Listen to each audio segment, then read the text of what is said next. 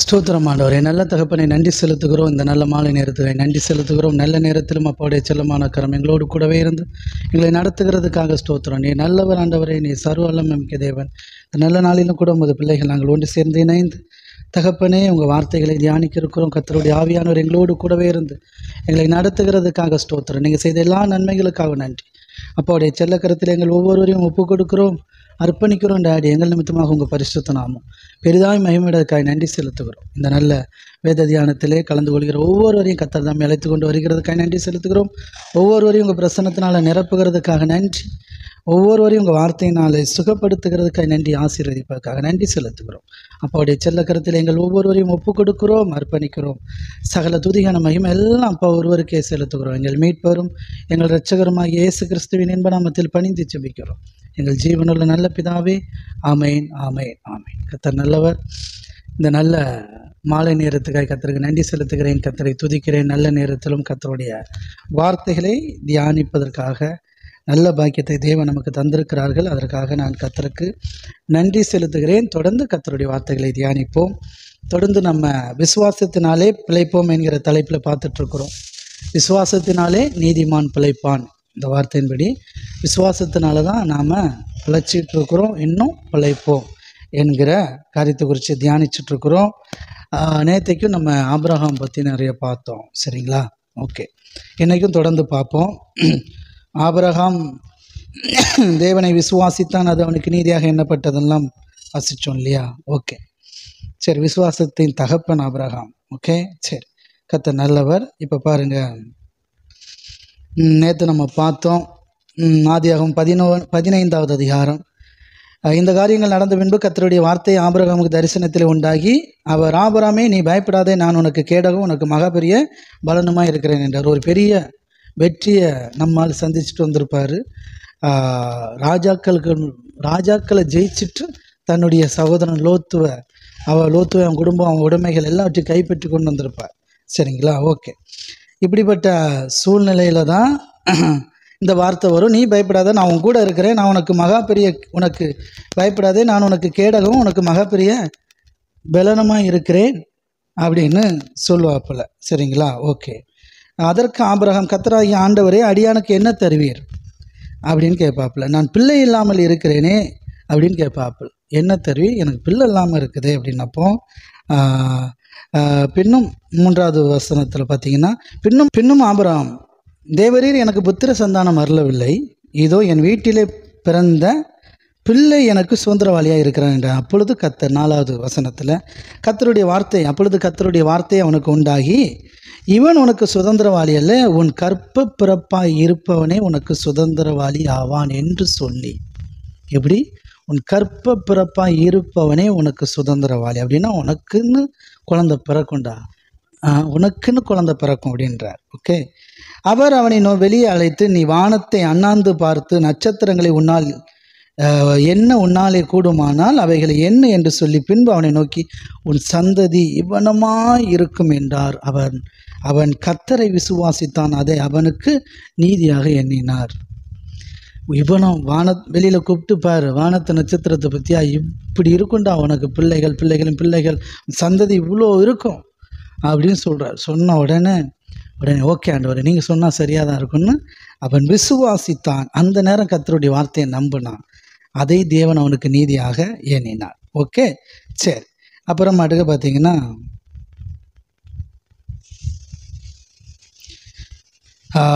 13வது வசனம். இது போகிற போக்கில் சொல்லிட்டு போயிடுறேன். ஆபிரகாம் தேவனே நம்பியிருந்தார் இல்லையா? இப்போ பாருங்கள், பின்னாடி நடக்கிறத முன்னாடி கர்த்தர் சொல்கிறார்.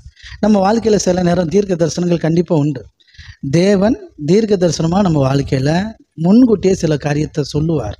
இதை நிறைய பேர் நம்புறதில்லை. அதெல்லாம் கர்த்தர் பேச மாட்டார், வைக்க மாட்டார் அப்படின்னு பார்த்தீங்கன்னா, ஏசப்பா எல்லாமே முன்னோடியே சொல்லிடுவார். பார்த்துருக்கீங்களா? இப்படி நடக்கும். அதே போல் நிறைய இடத்துல பார்த்தீங்கன்னா புதிய உடன்படிக்கையிலே இருக்குது, முன்கூட்டியே காரியத்தெல்லாம் கர்த்தர் உணர்த்திடுவார், சரிங்களா? இப்போ பாருங்கள், அதனால் நிறைய பேர் இதை நம்ப மாட்டாங்க, தீர்க்க தரிசனத்தெல்லாம். ஆனால் நம்ம நம்பணும், கண்டிப்பாக நம்பணும். தேவன் நம்மோடு பேசுகிற தேவன். இப்போ ஆபிரகாமுக்கு பாருங்கள், இவ்வளோ விஷயத்த சொல்லணும்னு அவசியமா? அவன் என்ன கேட்டான்? குழந்தை தானே கேட்டான், வேறு எதாவது கேட்டானா? 13 பின்னாடி நடக்கிறத முன்னாடி சொல்கிறது தேவனுடைய பழக்கம். எது பாருங்கள், ஆதியாகமம் 15வது அதிகாரம் 13வது வசனம். அப்பொழுது அவர் ஆபிரகாமை நோக்கி, உன் சந்ததியார் தங்களுடையதல்லாத அந்நிய தேசத்திலே பரதேசிகளாய் இருந்து அத்தேசத்தாரை சேவிப்பார்கள் என்றும் அவர்களால் 400 வருஷம் உபத்திரப்படுவார்கள் என்றும் நீ நிச்சயமாய் அறிய கடவாய். எப்படி? உன் சந்ததி இவ்வளோ பெருகும், இவ்வளோ இருக்கும், சரிங்களா? இவங்க அந்நிய தேசத்தில் போய் அவங்களுக்கு கீழ்ப்படிஞ்சு அவங்க தெய்வத்தை கும்பிட்டு அவங்களோட செட் ஆயிடுவாங்க. அவங்க கலாச்சாரத்தில் வாழ்ந்து எனக்கு பிரியமில்லாத ஒரு வாழ்க்கையை வாழ்வாங்க. இதன் நிமித்தமாக அவர்கள் 400 வருஷம் உபத்திரப்படுவாங்க. யாரால்? எங்கே போய் யாரோட கலந்துருந்தாங்களோ அவங்களே அவங்கள உபத்திரப்படுத்துவாங்க. சரிங்களா? ஓகே, இது உனக்கு தெரியணும், இது நிச்சயமாக நீ அறைய கடவாய் அப்படின்னு சொல்லிட்டு, இவர்கள் சேவிக்கும் ஜாதிகளை நான் நியாயம் தீர்ப்பேன், பின்பு மிகுந்த பொருட்களுடனே புறப்பட்டு வருவார்கள். மறுபடியும் நான் அவங்களை நியாயம் தீர்ப்பேன். யாரை? இவங்களுக்கு விரோதமாக செயல்படுகிற அந்த ஜனத்தை நியாயம் தீர்த்து மறுபடியும் அங்கேருந்து அவங்க மிகுந்த பொருட்களுடனே புறப்பட்டு வருவார்கள். நீ சமாதானத்தோடு உன் பிதாக்களின் இடத்தில் சேருவாய், நல்ல முதிர் வயதிலே அடக்கம் பண்ணப்படுவாய், 4ஆம் தலைமுறையிலே அவர்கள் இவ்விடத்துக்கு திரும்ப வருவார்கள். ஏனென்றால் எமோரியருடைய அக்கிரமம் இன்னும் நிறைவாகவில்லை என்றார். சரிங்களா? ஓகே.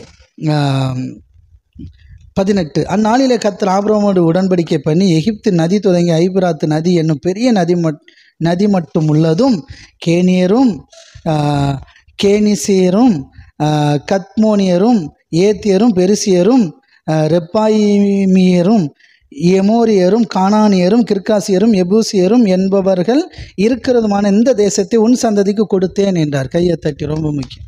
இதை நம்ம ஏற்கனவே பார்த்தோம். கானான் சபிக்கப்பட்டான், அவனுடைய பிள்ளைகள், அந்த சந்ததி, அது அவங்க அடிமையானவர்கள் இல்லையா? இவர் சேம் தலைமுறையிலேருந்து வந்தவர். இவனுக்கு அவன் என்றைக்குமே அடிமையாக இருப்பான். அப்போ உன் சந்ததிக்கு இந்த தேசத்தெல்லாம் கொடுத்தேன். இங்கே நீ இவர்களுடைய எபூசியர் என்பவர்கள் இருக்கிறமான இந்த தேசத்தை உன் சந்ததிக்கு கொடுத்தேன் அப்படின்னு சொல்லிட்டாப்புல. சரிங்களா? ஓகே. அப்போது ஏன் இதெல்லாம் முன்னாடியே சொல்லணும்? அவன் ஆண்டவரே இப்படி இருக்குன்னு உங்களை நம்பி உங்கள் வார்த்தையை கீழ்ப்படிஞ்சு வந்தேன். நல்லா புரிஞ்சுவோம். உங்கள் வார்த்தையை நம்பி நான் வந்தேன், நீங்கள் சொன்னீங்க, நான் வந்தேன். இன்றைக்கும் 75 வயசில் வந்தாப்புல கர்த்தருடைய வார்த்தை கேட்டு. இன்றைக்கும் எனக்கு குழந்தை இல்லாமல் இருக்குது. சரிங்களா? அப்படின்னப்போ தான் கர்த்தர் சொல்றார், உனக்கு குழந்தை பிறக்கும், உன் சந்ததி பலுகி பெருகும், நிறைய இருப்பாங்க, வானத்து நட்சத்திரத்தை போல உனக்கு பிள்ளைகள் பிள்ளைகள் பிள்ளைகள் பிள்ளைகள்னு பெருகி இருப்பாங்க. அந்த கூட்டம் பூரா என்னை விட்டு நீ எப்படி வார்த்தைக்கு கீழ்ப்படிஞ்சிருக்கிற, ஆனாலும் அவங்க கீழ்ப்படியாமல் போவாங்க. அவங்க வேறு தெய்வத்தை பின்பற்றி வேறு ஜனங்களோட கலப்பாங்க, சம்பந்தம் கலப்பாங்க. அவங்களே இவங்களை போட்டு நொறுக்குவாங்க. அவங்களால இவங்களுக்கு நிறைய கஷ்டங்கள் வரும். ஆனாலும் நான் நியாயம் விசாரித்து அங்கேருந்து மிகுந்த பொருட்களோடு அவங்கள திரும்ப பண்ணுவேன். சரிங்களா? நீ சமாதானத்தோட நல்லபடியாக முதிர் வயதில் அடக்கம் பண்ணப்படுவ. அப்புறம் அழைச்சிட்டு வந்து அந்த சந்ததிகள் எல்லாம் இந்த தேசத்தில் அப்போ இந்த தேசத்தில் ஆண்டு கொண்டு இருக்கிற இவ்வளோ பேர், இப்போ படித்தோம் இல்லையா, இத்தனை பேரையும் துரத்தி உன் சந்ததியை இங்கே அவங்கள வாழ வைப்பேன். நான் அவர்களுக்கு இந்த தேசத்தை கொடுத்தேன். ஏன்? உன் நிமித்தமாக. நீ என் வார்த்தைக்கு கீழ்ப்படிஞ்சு வந்தல்ல ராஜா, என்னை நீ விசுவாசிக்கிற இல்லையா, நான் சொல்கிறத அப்படியே நம்புகிற இல்லையா? ஆமாம். எவ்வளோ ஜனங்கள் உண்டு, அதன் மத்தியில் ஆபிரகாம் அழைச்சி அவன் தான் நம்புவான், அவன் தான் கீழ்ப்படிவான். ஓகே ஆண்டவரேம்பா. அதனால தான் சொல்கிறா, நீ எனக்கு கீழ்ப்படிஞ்ச இல்லையா, என் வார்த்தையை நம்பி வந்த இல்லையா, என்னை நம்பி வாழ்ந்துட்டுருக்க இல்லையா, உன்னை நான் இப்படி உயர்த்தோண்டா, இப்படி இருக்கும்டா உன்னுடைய எதிர்காலம். அதனால் நீ எதை குறித்தும் கவலைப்படாத மக்களே அப்படின்னு சொன்னார். நான் இப்படி தான் இதை புரிஞ்சுக்கிறேன். உங்களுக்கு இது சரின்னு பட்டுன்னா நீங்களும் புரிஞ்சுக்கோங்க. இதனால் தாங்கள் சொல்ல வருவது என்னவதோ அப்படின்னீங்கன்னா, ஏசப்பாவை நம்பி அவரே கதின்னு வாழ்ந்துட்டுருக்கிற, அவரை விசுவாசித்து வாழ்ந்துட்டுருக்கிற உங்கள் வாழ்க்கை சூப்பராக தான் முடியும். உங்கள் பிள்ளைகள் வாழ்க்கையும் சூப்பராக இருக்கும். அவங்க எங்கே போனாலும், ஆண்டவர் விட்டு போனாலும் அவர் விடாமல் அவர்களை அழைத்து கொண்டு வந்து அவர்களையும் உங்கள் நிமித்தமாக மேன்மைப்படுத்தி சாட்சிகளாக நிலை நிறுத்துவார் என்பது சத்தியம். நான் இப்படி புரிஞ்சிருக்கிறேன். இது எனக்கு நடக்கும், என் குடும்பத்தில் நடக்கும், என் பிள்ளைகள், என் தலைமுறைக்கு நடக்கும், இந்த சபையில் இருக்கிற கர்த்தர் நல்ல ஊழியத்தை சேர்ந்த ஒவ்வொரு மக்களுக்கும் நடக்கும், உங்கள் பிள்ளைகளுக்கு நடக்கும், உங்கள் பேர பிள்ளைகளுக்கு நடக்கும், உங்கள் தலைமுறைக்கு நடக்கும்னு நான் நம்புகிறேன். ஏன்னா ஏசப்பாவை நம்ம விசுவாசித்து வாழ்கிறோம், தேவனை நம்பி வாழ்கிறோம். கண்டிப்பாக நமக்கு இது நடக்கும். ஓகே, ஓகே, புரிஞ்சவங்க, இதை பிடிச்சவங்க, எனக்கு நடக்கும்னு விசுவாசிக்கிறவங்க, இதை நம்புகிறவங்க ஹல்லேலூயா சொல்லி தேவனை மகிமைப்படுத்துவோம். கரங்களை தட்டி கர்த்தருடைய நாமத்தை மகிமைப்படுத்துவோம். ஓகே, சரி. அடுத்து இப்படி சொல்லியாச்சா? இப்போ 16வது அதிகாரம், அடுத்த அதிகாரம் எடுங்க. ஆதியாகமம் 16:1. ஆபிரகாமுடைய மனைவியாகிய சாராளுக்கு பிள்ளை இல்லாது இருந்தது. குழந்தை இல்லாமல் இருக்குதா? எகிப்து தேசத்தால் ஆகிய ஆகார் என்னும் பேர் கொண்ட ஒரு அடிமை பெண் அவளுக்கு இருந்தாள். அவகிட்ட அடிமை பெண் ஒருத்தர் இருக்கிறாப்புல, ஆகார். இப்போ இந்த சாராய் ஆபிரகாமை நோக்கி, நான் பிள்ளை பெறாதபடிக்கு கர்த்தர் என் கற்பத்தை அடைத்திருக்கிறார், என் அடிமை பெண்ணோடு சேரும், ஒருவேளை அவளால் என் வீடு கட்டப்படும் என்றால். சாராயின் வார்த்தைக்கு ஆபிரகாம் செவி கொடுத்தான். இப்போ சாரால் சொல்றாப்புல, நல்லா கவனிச்சுக்கோங்க. ஆபிரகாம் அப்படின்னாலே அடுத்து யார் வந்துடணும்? சாரால் வந்துடணும். 2 பேரும் தான் உண்டு. உன் கற்ப பிறப்புன்னு சொன்னால் இவர் எப்படி? ஆமாம், சாரால் மூலமாக தான் தேவன் சொன்னார். அது இப்போ புரியாது ஆபிரகாமுக்கு, பிந்தி தான் புரியும். தேவனுடைய மைண்டில், தேவனுடைய டிசைனில் என்ன இருக்கிறாப்புலன்னா, ஆபிரகாமுடைய சொந்த மனைவி சாராள். அந்த ஆபிரகாமுக்கும் அந்த சாராளுக்கும் இந்த ஆபிரகாமுக்கும் தான் குழந்தை பிறந்து அந்த சந்ததி வானத்த நட்சத்திரத்தை போல பெருக பண்ணணுங்கிறது தேவ சித்தம். சரிங்களா? அதை அவரால் செய்ய முடியும். அவர் அப்படி தான் தீர்மானம் பண்ணியிருந்தார். ஓகே, இப்போ எபிரேயர் 11வது அதிகாரம் எடுங்க. எபிரேயர் 11வது அதிகாரம்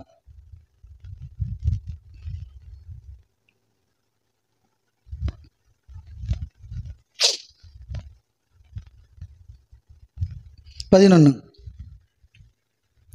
விசுவாசத்தினாலே சாராலும் வாக்குத்தத்தம் பண்ணினவர் உண்மையுள்ளவர் என்று எண்ணி கற்பந்தரிக்க பலனடைந்து வயது சென்றவளாயிருந்தும் பிள்ளை பெற்றாள். எப்படியா? விசுவாசத்தினாலே சாராலும் வாக்குத்தத்தம் பண்ணினவர் உண்மையுள்ளவர் என்றெண்ணி கற்பந்தரிக்க பலனடைந்து வயது சென்றவளாயிருந்தும் பிள்ளை பெற்றாள். கையை தட்டி. விசுவாசம் உள்ளவளாய் குழந்தை, ஆமாம், தேவன் மேலே விசுவாசம் வச்சு வயது சென்ற போதும் முதிர் வயதிலும் கற்பப்பை பலனடைந்து குழந்தையை பெற்றெடுத்தாள். அப்படிங்கிற விசுவாச வீரர்கள் பட்டியலில் சாராலும் இடம் பிடிச்சிருக்கிறாப்புல. ஆபிரகாம் உண்டு, சாராலும் இடம் பிடிச்சிருக்கிறாப்புல. ஓகேவா? ஆமாம், யார்? சாராள். எப்படி? விசுவாசத்தினார். எப்போ?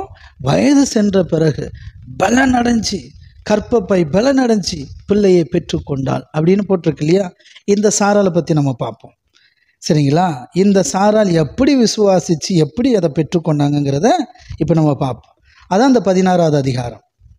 ஆதியாகமம் 16:1 நான் இப்போ படித்தேன் இல்லையா? ஆபிரகாமுடைய மனைவியாகிய சாராளுக்கு பிள்ளை இல்லாது இருந்தது. எகிப்து தேசத்தாலாகிய ஆகார் என்ன பேர் கொண்ட ஒரு அடிமை பெண் அவளுக்கு இருந்தால். இப்போ சாரா என்ன பண்ணுறாப்புல? ஆபிரகாம் கூப்பிட்டு, நான் பிள்ளை பெறாதபடிக்கு கர்த்தர் என் கற்பத்தை அடைச்சிருக்கிறார். யார்? கர்த்தர் அடைச்சிருக்கிறார். எனக்கு குழந்தை பாக்கியம் கிடைக்காது, கர்த்தர் என் கற்பத்தை அடைச்சிருக்கிறாரு.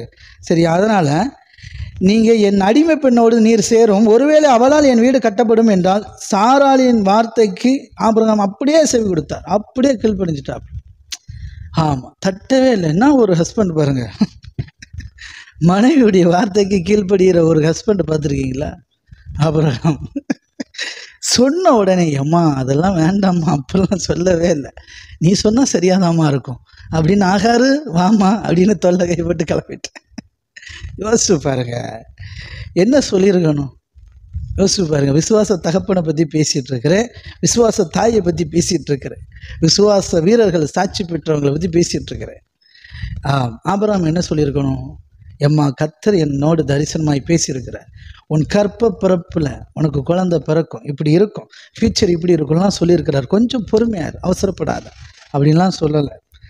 தலைவர் ரொம்ப வருஷத்துமாவே ஆகார் மேலே ஒரு கண் வச்சது போல், அவர் அப்படி கிடையாது, அப்படி வேதம் சொல்லலை, சொல்கிறேன். கண் வச்சது போல் எப்போடா இந்த அம்மாவே பெர்மிஷன் தரும்ன மாதிரி, எப்போடா காத்திருந்த மாதிரி உடனே ஒரு மறுபரிசீலனையே பண்ணவே இல்லை, மறு பேச்சே பேசலை, அப்படியே ஓகேன்னு பாருங்க. ஆமாம், சாராயின் வார்த்தைக்கு ஆபிரகாம் செவி கொடுத்துட்டாப்புல. ஓகேம்மா அப்படின்னு சொல்லிட்டாப்புல. நீங்கள் நல்லா பார்த்தீங்கன்னா ஏவாளுடைய வார்த்தைக்கு ஆதாம் செவி கொடுத்துருவாப்புல. அவள் சாப்பிட்டுட்டு பழத்தை சாப்பிட்டுட்டு இவர் கொடுத்தோன்னா அப்படியே வாங்கி சாப்பிட்ருவாப்புல. அதனுடைய விளைவு தான் அவங்க கஷ்டப்பட்டாங்க, சபிக்கப்பட்ட பூமியாக மாறிச்சு, கஷ்டப்பட்டு வாழ்ந்தாங்க ஆதாம்.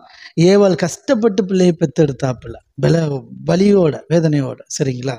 ஓகே, இங்கே பாருங்கள், சாரால் சொல்கிறாப்புல இப்படி சேருங்க அப்படின்னதும் இவரும் உடனே குழந்தைய உடனே சேர்த்துக்கிட்டாப்புல, குழந்தையும் பெற்றுட்டாப்புல, யார் ஆகாரம் சேர்த்துக்கிட்டாப்புல.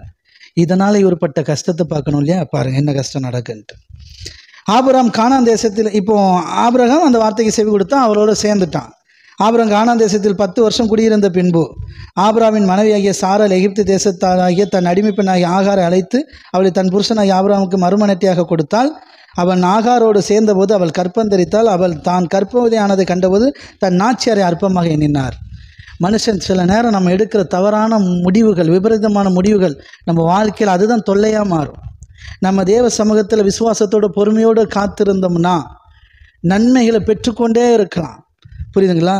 பட் ஆனால் நம்ம பொறுமையை இழந்து, நிதானத்தை இழந்து, தேவன் நமக்கு கர்த்தர் என் கற்பத்தை அடைத்தார், அதனால் வேறு வழியில் நம்ம ட்ரை பண்ணுவோம் அப்படின்ட்டு குறுக்கு வழியில் இறங்கி கர்த்தரை விசுவாசிக்காமல் நம்மளாம் ஏதாவது முயற்சி பண்ணுவோம், இனி கர்த்தர் நமக்கு நன்மை செய்ய மாட்டார்னு ஒரு முடிவுக்கு வந்து இவங்களே சுயமாக ஒரு காரியத்தை சிந்தித்து செயல்படுத்தினாங்க. அதனுடைய விளைவு பாருங்கள், பெரிய தாக்கத்தை ஏற்படுத்துது. இப்போ இந்த அம்மா குழந்தை உண்டாயிட்ட ஆகார், குழந்தை உண்டானோன்னு அது வேலையை காட்டுது. அவள் கர்ப்பவதி ஆனதுனால இவளை பார்த்து தன் நாச்சியாரை அற்பமாக எண்ணினார். பாத்திரம்லாம் பார்த்தீங்கம்மா, இன்னும் பாத்திரம்லாம் விளக்காமல் இருக்குது, அதெல்லாம் விளக்க முடியாது, நான் புள்ளத்தாச்சியாக இருக்கிறேன், நீ சும்மா தானே இருக்க, உன் வயிற்றில் ஒரு புழும்பூச்சி உண்டாகாது, ஆமாம் நீ தேய் அப்படின்ட்டு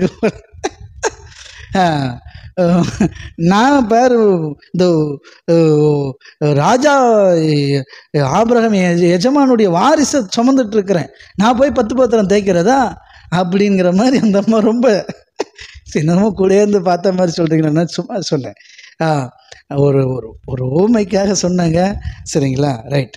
அப்போது அவன் பாருங்கள் அடிமைத்தனமாக நடத்துது அந்த அம்மா. அவள் ரொம்ப சீப்பாக நினைக்கிது, நடத்துது, அற்பமாக எண்ணினாள். அப்பொழுது சாராய் ஆபிரகாமை நோக்கி, எனக்கு நேரிட்ட அநியாயம் உமது மேல் சுமரும். பார்த்தீங்களா? என்றைக்குமே நம்மளை டார்ச்சர் பண்ணும்போது, தேவ சித்தத்துக்கு விரோதமாக யாராவது கணவன் மனைவி பிள்ளைகள் செயல்படும் போது நீங்கள் ஒத்து போயிடாதீங்க. ஒத்து போனீங்கன்னா கடைசியில் பிரச்சனை வேறு மாதிரி போச்சுன்னா இவங்க அப்போ வேறு மாதிரி பேசுவாங்க. அதையும் தாங்கிறதுக்கு சக்தி வேணும், பலப்படுத்திக்காங்க, சரிங்களா? சொல்லுங்கள். இவராவா கேட்டார், இவராவா ஆசைப்பட்டு எம்மா உன்னால் தான் குழந்தை பார்க்க முடியல, ஆமாம் ஆகாரம் அனுப்புறியா, ஆமாம் அப்படியாவது நம்ம ஏதாவது ட்ரை பண்ணி பார்ப்போன்னு அவராக சொன்னார். இந்த அம்மா சொல்லிச்சு. இப்போ வந்து சொல்லுது, எனக்கு நேரிட்ட அநியாயம் உமது மேல் சுமரும், என் அடிமை பெண்ணை உம்முடைய மடியில் கொடுத்தேன், அவள் தான் கற்பவதியானதை கண்டு என்னை அற்பமாக எண்ணுகிறாள், கர்த்தர் எனக்கும் உமக்கும் நடு நின்று நியாயம் தீர்ப்பாராக. எப்படி பார்த்தீங்களா? பண்ணதையும் பண்ணிவிட்டு கர்த்தர் ஆமாம் உங்களை தண்டிக்காம விட மாட்டார், நியாயம் செய்வார் அப்படிங்கிறாப்புல. அதற்கு ஆபிரகாம் சாராயை நோக்கி, இதோ உன் அடிமை பெண் உன் கைக்குள் இருக்கிறார், உன் பார்வைக்கு நலமானபடி அவளுக்கு செய்கின்றான். அப்பொழுது சாராய் அவளை கடினமாய் நடத்தினபடினால் அவளை விட்டு ஓடி போனாள். கர்த்தருடைய தூதனானோ அவளை வனாந்தரத்தில் சூருக்கு போகிற வழியிலே இருக்கிற நீரூற்றண்டில் கண்டு, இப்போ ஓடியே போயிட்ட டார்ச்சர் தாங்க முடியாமல், முதலாளி டார்ச்சர் தாங்க முடியாமல், சாராளுடைய டார்ச்சர் தாங்க முடியாமல் ஆகார் ஓடியே போயிட்டு. அப்போ கர்த்தருடைய தூதன் சந்தித்து, ஏன் ஆபிரகாமின் நிமித்தம் சந்தித்து அவளோட பேச்சுவார்த்தை நடத்தி, ஏம்மா எங்கம்மா போகிறேன்னதும், இப்படி குடும்பப்படுத்தாங்க நான் ஓடி போகிறேன்னு கவலைப்படாத, நீ போய் மறுபடியும் போய் உன் நாச்சியார் அண்டை அவருடைய கைக்குள் அடங்கி இரு, சரியா? நீ கர்ப்பவதியாக இருக்கிற, நீ ஒரு குமாரனை பெறுவாய், கர்த்தர் உன் அங்கலாய்ப்பை கேட்டபடினால் அவனுக்கு இஸ்மவேல் என்று பெயரிடுவாயாக. அவன் துஷ்ட மனுஷனாக இருப்பான், அவனுடைய கை எல்லாருக்கும் விரோதமாக இருக்கும், எல்லாருடைய கையும் அவனுக்கு விரோதமாக இருக்கும், தன் சகோதரர் எல்லாருக்கும் எதிராக குடியிருப்பான் என்றார். அப்பொழுது அவள், என்னை காண்கிறவர்களை நானும் என்னிடத்தில் கண்டேன் அல்லவா என்று சொல்லி தன்னோடு பேசின கர்த்தருக்கு நீர் என்னை காண்கிற தேவன் என்று பெயரிட்டார். சரிங்களா? ஓகே. 9வது வசனம் தான். அப்பொழுது கர்த்தருடைய தூதனான நீ உன் நாச்சரண்டைக்கு திரும்பி போய் அவள் கைக்கு கீழே அடங்கி இரு என்று சொன்னார். அதுக்கு பிறகு தான் உனக்கு ஒரு குழந்தை பிறக்கும், கவலைப்படாத, அந்த குழந்தை பெரிய ஆளாக இருப்பான், சரிங்களா? அப்படின்லாம் சொல்லுவாப்பில். சொன்ன உடனே அவள் சொல்லுவாப்பில், என்னை காண்பவரை நானும் என்னிடத்தில் கண்டேன் அல்லவா என்று சொல்லி தன்னோடு பேசின கர்த்தருக்கு நீர் என்னை காண்கிற தேவன் என்று பெயரிட்டார். பரவாயில்ல, இந்த கஷ்டமான சூழ்நிலையிலும் ஆண்டவர் எங்களோட சப்போர்ட்டாக இருந்து என்னோட பேசினீங்களே அப்படின்ட்டு அந்த அம்மா ஆறுதல் அடைஞ்சு நேராக மறுபடியும் திரும்பி போகுது. கர்த்தர் தான் திருப்பி கொண்டு வர்றார் ஆபிரகாமின் நிமித்தம். ஓகே, இப்போ கொண்டு சேர்த்த உடனே அந்த அம்மா மறுபடியும் அடங்கி இருக்குது. இப்போ ஆகார் ஆபிரகாமுக்கு ஒரு குமாரனை பெற்றால், ஆகார் பெற்ற தன் குமாரனுக்கு இஸ்மவேல் என்று பெயரிட்டார். குழந்தை பிறந்தாச்சு. இப்போ என்னாச்சு, ஆகார் ஆபிரகாமுக்கு இஸ்மவேலை பெற்ற போது ஆபிரகாம் 86 வயசாக இருந்தான். 86 வயதாக இருந்தான். கையை தட்டி, இதுக்கு பிறகு ஒரு முக்கியமான பாயிண்ட் இருக்குது, அதான் கையை தட்டி கர்த்தரை மகிமைப்படுத்த சொன்னேன். ஆமேன். என்ன நடக்குது இப்போ? இவருக்கு எத்தனை வயசு? 86 வயசு. ஆபிரகாம் தேவனுடைய வார்த்தைக்கு மீறிட்டாரான்னா, ஆமாம், விசுவாசத்தில் கொஞ்சம் விழுந்துட்டாப்புல. சாராலும் விழுந்துட்டாப்புல. என்ன அப்படின்னா, தேவனை நம்பி அவங்க சரியான நேர்பாதையில் செய்யாமல், இனி அவ்வளோதான், குழந்தை பிறக்காது, ஆகார கல்யாணம் பண்ணி அவளோட சேர்ந்து குழந்தைய பெற்றுருவோம் அப்படின்ட்டு ஒரு பிளான் போட்டாங்க. இது இவங்களுடைய ஓன் பிளான். இதனுடைய விளைவை பார்த்தீங்களா? 17வது அதிகாரம் எடுங்க, 1வது வசனம் படிங்க.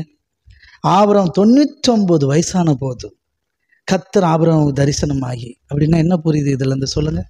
யாராவது கெஸ் பண்ண முடிஞ்சதா? கடைசி என்ன கர்த்தர் பேசியிருக்கிறாரு? உன் கர்ப்பப்பிறப்பாக இருப்பவனே உனக்கு சுதந்திரவாளியாக இருப்பான், உனக்கு குழந்தை பிறக்கும், வானத்து நட்சத்திர போல இருப்பாங்க, அவங்களுடைய ஃபியூச்சர் எதிர்காலம் இப்படி இருக்கும் அப்படின்னு சொல்லிட்டார். சரிங்களா? இங்கே அதுக்கு பிறகு தான் சாரா சொல்லுது வேலைக்காரியோட சேருங்கன்ட்டு. ஓகே, அவர் கர்த்தர் பேசியிருக்கிறாருமா, குழந்தை நமக்கு பிறக்குமா அப்படின்ட்டு இல்லாமல், ஒருவேளை இந்த ரூட்டில் இருக்குமோன்னு அவர் நினச்சி அவங்களோட சேர்ந்துட்டாப்புல. சரிங்களா? குழந்தை பிறந்தாச்சு. இப்போ இஸ்மவேல் பிறந்துட்டான். சரிங்களா? இப்போ இவருக்கு வயசு 86 வயசு. 86. அடுத்த அதிகாரத்தில் 1வது வசனம் அடுத்து இங்கே இதை தான் நடக்குது. ஆபிரகாம் 99 வயதான போது கர்த்தர் ஆபிரகாமுக்கு தரிசனம் ஆனார். இடையில எத்தனை வருஷம்? கிட்டத்தட்ட ஒரு 13 வருஷம். 86, 96, 10, 97, 98, 99. சரிங்களா? 13 வருஷம் கர்த்தருடைய சத்தமே கேட்கல ஆபிரகாமுக்கு. கர்த்தரை தரிசிக்கவே இல்லை. அப்படி பைபிளில் போடலை. எத்தனை பேர் புரிஞ்சது? ஆமாம். ஏன்? இவங்களே ஒரு ரூட்டை போட்டு இவங்களே ஒரு காரியத்தை செஞ்சுட்டாங்க. இவங்களே வேறு ரூட்டை போட்டு குழந்தைய இஸ்மவேல் உண்டாகிறதுக்கு வழிவகுத்துட்டாங்க. அவன் துஷ்ட மனசு. புரியுதுங்களா? சரி, இப்போது ஆபிரகாம் 99 வயதாக இருந்தபோது கர்த்தர் ஆபிரகாமுக்கு தரிசனமாகி, நான் சர்வ வல்லமை உள்ள தேவன், நீ எனக்கு முன்பாக நடந்து கொண்டு உத்தமமாக இருன்றார். எத்தனை பேர் புரியுது? 13 வருஷம் கழித்து ஒரு சத்தம் கேட்குது. அவன் நினச்சிருப்பான், என்னடா குழந்தைய காணுமே, என்னடா இப்படியே வாழ்க்கை போயிருமா, இஸ்மவேல் தானா அப்படின்ட்டு இருக்கிறான். அப்போ கர்த்தர் தரிசனமாகி சொல்கிறாரு, நீ எனக்கு முன்பாக நடந்து கொண்டு உத்தமமாக இரு, என் வார்த்தை கீழ்ப்பணிஞ்சு நட, நான் உனக்கும் எனக்கும் நடுவாக என் உடன்படிக்கையை ஏற்படுத்தி உன்னை மிகவும் திரளாய் பெருக பண்ணுவேன் என்றார். அப்பொழுது ஆபிரகாம் முகங்குப்புற விழுந்து வழங்கினான். தேவன் அவனோடு பேசி, நான் உன்னோடு பண்ணுகிற உடன்படிக்கை என்னவென்றால், நீ திரளான ஜாதிகளுக்கு தகப்பன் ஆவாய். சரியா? இனி உன் பேர் ஆபிரகாம் எண்ணப்படாமல் நான் உன்னை திரளான ஜாதிகளுக்கு தகப்பனாக ஏற்படுத்தினபடினால் உன் பேர் ஆபிரகாம் அப்படின்னு மாத்துறார். எப்படி? ஆபிரகாம் அப்படின்னா அவன் ஆபிரகாமாக இருந்த வரைக்கும் விசுவாசிக்கலை, அப்பப்போ விசுவாசிப்பார், விசுவாசத்தில் நிலையாக இல்லை. அவன் பேரை அவனே மாத்துறார், ஆளே மாத்துறார். இப்போ இவன் ஆபிரகாம். ஆமாம், இந்த ஆபிரகாம் தான் விசுவாசத்தின் தகப்பன். அவனை விசுவாசிக்கிறவனை மாத்துறார். ரைட்? உன்னை மிகவும் அதிகமாய் பலுக பண்ணி உன்னிலே ஜாதிகளை உண்டாக்குவேன், உன்னிடத்திலிருந்து ராஜாக்கள் தோன்றுவார்கள். கையை தட்டி எப்படி விசுவாசத்தை தொடங்குகிறார், எப்படி விசுவாசத்தை பெருக்குகிறார், அவனை எப்படி அந்த ஆபிரகாமா மாத்துறார் அப்படின்னா, பேசுகிறார், வார்த்தையை வாக்குத்தத்தம் கொடுக்குறார், எதிர்கால ஃபியூச்சரில் நடக்க வேண்டியதை தீர்க்க தரிசனமாக சொல்கிறார். உனக்கு இது செய்ய பாருங்க, உன்னை மிகவும் அதிகமாய் பலுக பண்ணி உன்னிலே ஜாதிகளை உண்டாக்குவேன், உன்னிடத்திலிருந்து ராஜாக்கள் தோன்றுவார்கள்.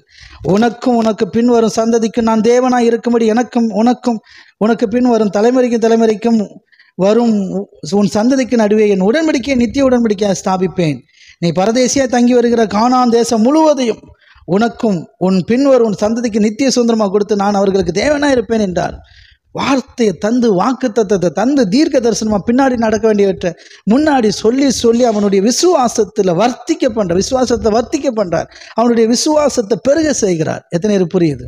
கர்த்தர் உங்களை இனி அப்படித்தான் விசுவாசத்தை வளர்த்தெடுப்பார் என்பதை மறந்து விடாதீர்கள். ஓகே. பின்னும் தேவன் ஆபிரகாமை நோக்கி, இப்பொழுது நீ உனக்கு பின் வரும் தலைமுறையாக வரும் உன் சந்ததியும் என் உடன்படிக்கை கைகொள்ளுங்கன்னு அவனுக்கு ஒரு கற்பனை மாதிரி ஒன்று கொடுக்குறார். என்ன சொல்கிறாங்க? எனக்கும் உங்களுக்கும் உனக்கு பின் வரும் உன் சந்ததிக்கு நடுவே உண்டாயிருக்கிறதும் நீங்கள் கைகொள்ள வேண்டியதுமான என் உடன்படிக்கை என்னவென்றால், உங்களுக்குள் பிறக்கும் சகல ஆண் பிள்ளைகளுக்கு விருத்த சேதனம் பண்ண வேண்டும். இப்போ அவனுடைய விசுவாசத்தை டெஸ்டிங் நடக்குது. அவருடைய வார்த்தை கீழ்ப்படுகிற மாதிரி நீங்கள் ஒரு உடன்படிக்கை பண்ணுறேன், நீ இப்படி செய்யணும்னு சொல்கிறார். என்ன சொல்கிறாரு?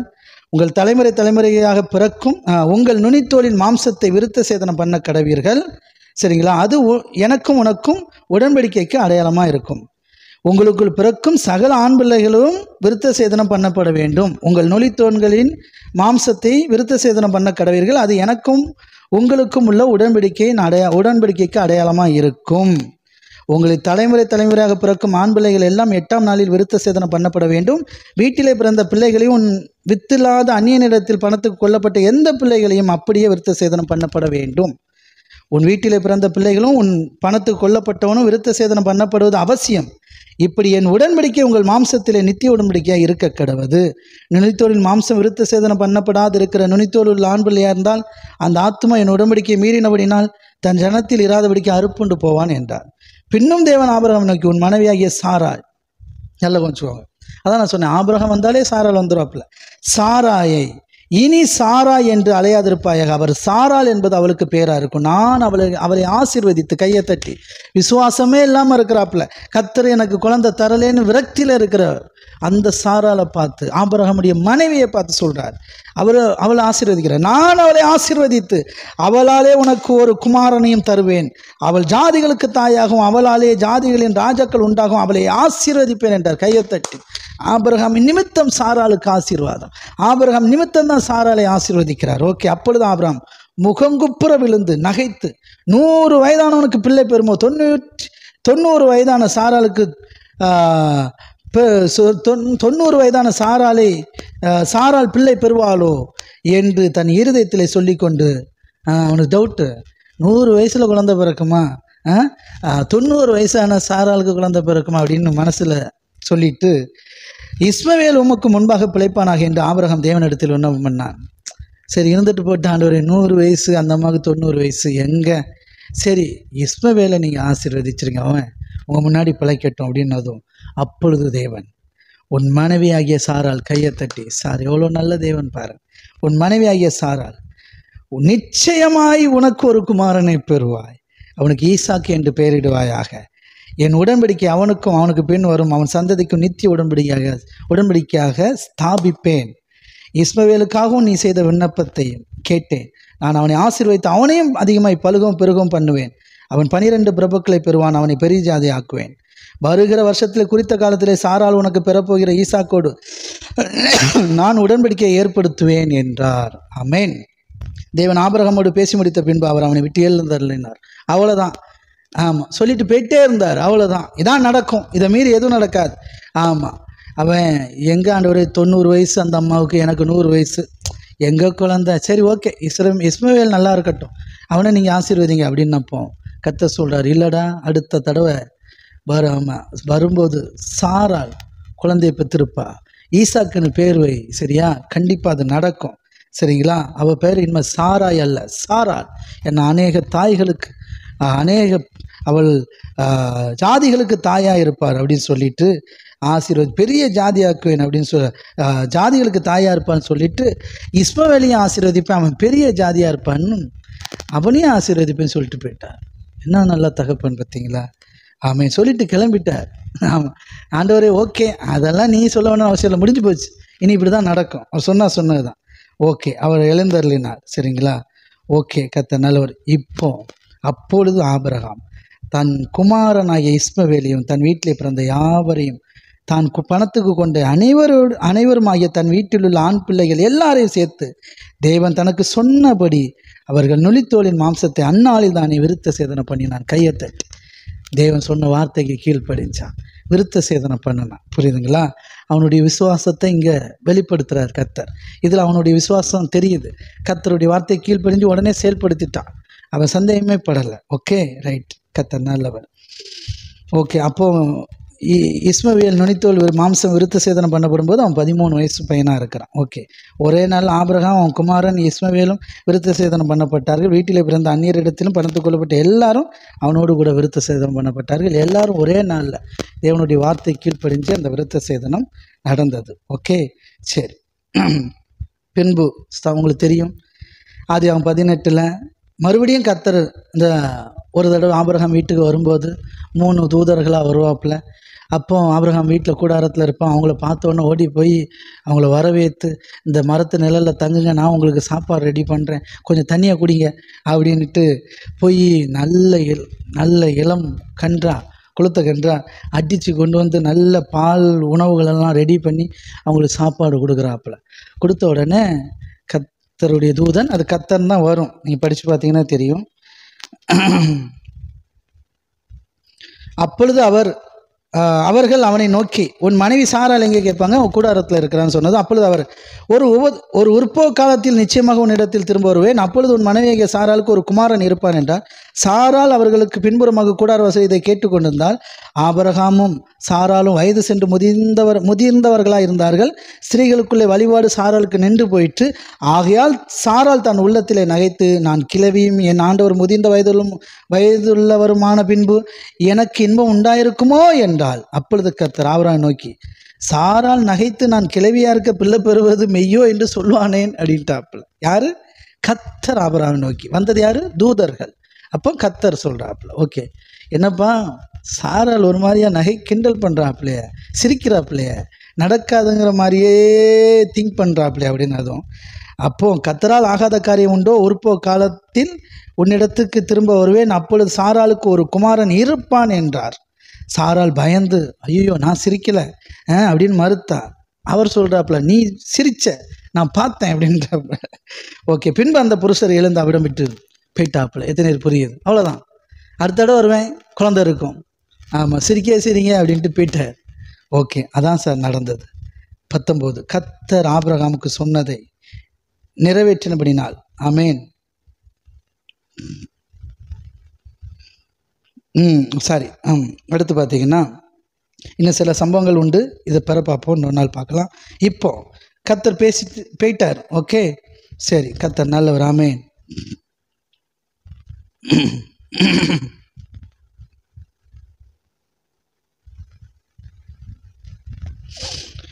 21 ஆதியாகமம் 21:1. ஆதியாகமம் 21:1. எப்போ? 99 வயசில் கர்த்தர் சொன்னார். கர்த்தர் தாம் சொல்லியிருந்தபடி சாராளின் பேரில் கடாட்சமானார். கர்த்தர் தாம் உரைத்தபடியே சாராளுக்கு செய்தருளினார். ஆபிரகாம் முதிர் வயதாக இருக்கையில் சாராள் கர்ப்பவதியாகி தேவன் குறித்த காலத்தில் அவனுக்கு ஒரு குமாரனை பெற்றார். அப்பொழுது ஆபிரகாம் தனக்கு சாராள் பெற்ற குமாரனுக்கு ஈசாக்கு என்று பெயரிட்டான். தன் குமாரனாகிய ஈசாக்கு பிறந்த 8ஆம் நாளில் ஆபிரகாம் தனக்கு தேவன் கட்டளையிட்டிருந்தபடி அவனுக்கு விருத்த சேதனம் பண்ணினான். தன் குமாரனாகிய ஈசாக்கு பிறந்தபோது ஆபிரகாமுக்கு 100 வயதுள்ளவனாக இருந்தான். கையை தட்டி. ஈசாக்கு பிறந்த பொழுது ஆபிரகாம் 100 வயதாக இருந்தான். ஆமேன். ஹல்லேலூயா. எத்தனை பேருக்கு புரியுது? ஆமேன். இதுக்கு பிறகு ஆபிரகாம் வேற ஆபிரகாமாக இருப்பாப்புல. அதான் பேரை மாற்றியாச்ச. குழந்தை பிறந்துட்டு அதே மாதிரி நடந்துச்சு. 100 வயசில் ஈசாக்கு பிறந்துட்டான். எத்தனை பேருக்கு புரியுது? ஆமேன். கர்த்தர் என்ன சொன்னாரோ அதான் நடந்துச்சு. இப்படி ஆபிரகாமையும் சாராளையும் விசுவாசிக்க வச்சார் சார். நம்மளே மாதிரி தான் ஆபிரகாமும் சாரா. நம்மளே மாதிரி தான். நம்ம எப்படி சந்தேகப்படுறோம், எப்படி டவுட் ஆகிறோம், எப்படி தேவனுடைய வார்த்தையை கேட்காம கீழ்ப்படியாமல் நம்ம விருப்பத்துக்கு என்னத்தையோ ஒன்று பண்ணிகிட்ருக்குறோம் இல்லையா? இந்த மாதிரி தான் அவங்களும் பண்ணிகிட்டு இருந்தாங்க. ஆனால் கர்த்தர் இரக்கத்தில் ஐஸ்வர்யம் உள்ளவர்.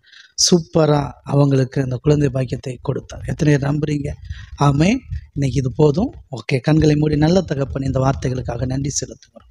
அப்போடைய செல்லக்கரத்தில் எங்களை ஒப்பு கொடுக்குறோம் டேடி, அர்ப்பணிக்கிறோம்.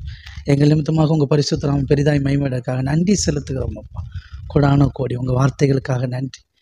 ஆபிரகாம் சாராளையும் நீங்கள் விசுவாசிக்க வச்சு எவ்வளோ நன்மைகளை செஞ்சீங்க ஆண்டவரே. உங்கள் வாக்கு தத்தங்களால், உங்கள் தீர்க்க தரிசனங்களால் இப்படி தான்ப்பா உனக்கு நடக்கும், இப்படி தான் நடக்கும், அடுத்த வருஷம் இப்படி நடக்கும், அடுத்த தடவை வரும்போது இப்படி நடக்கணும் வார்த்தையை சொல்லி சொல்லி சொல்லி சொல்லி பலப்படுத்தி ஆண்டவரே அவங்க விசுவாசத்தை வர்த்திக்க பண்ணி விசுவாசத்தில் வல்லவர்களாக்கி அவங்கள விசுவாசத்தின் தகப்பனாக தாயாக மாற்றி இன்னைக்கு சாட்சியாக நிலைநிறுத்தி இருக்கிறீங்களே, கோடி ஸ்தோத்திரம். அப்படியே எங்களையும் நீங்கள் உயர்த்தி நடத்துகிறதுக்காய் நன்றி அப்பா. எங்களையும் அப்படியே நீங்கள் நடத்துகிறதுக்காய் ஸ்தோத்திரம். எங்கள் விசுவாசத்தை வர்த்திக்க பண்ணி கொண்டே இருப்பதற்காக ஸ்தோத்திரம். பெருக செய்து கொண்டே இருப்பதற்காக நன்றி. எங்கள் அவிசுவாசங்கள் எல்லாவற்றையும் நீக்கி எங்களை விசுவாச பாதையில் நடத்தி கொண்டிருப்பதற்காக ஸ்தோத்திரம். எங்களை விசுவாசிக்க வச்சு எங்களை ஆசீர்வதித்து எங்களை மேன்மைப்படுத்தி கொண்டிருப்பதற்காக நன்றி. எங்களை உயர்த்தி கொண்டிருப்பதற்காக ஸ்தோத்திரம். நீங்கள் சொன்ன வாக்கு தத்தங்கள், தீர்க்க தரிசனங்கள் எல்லாம் எங்கள் வாழ்க்கையில் நிறைவேறுகிறதுக்காக ஸ்தோத்திரம்.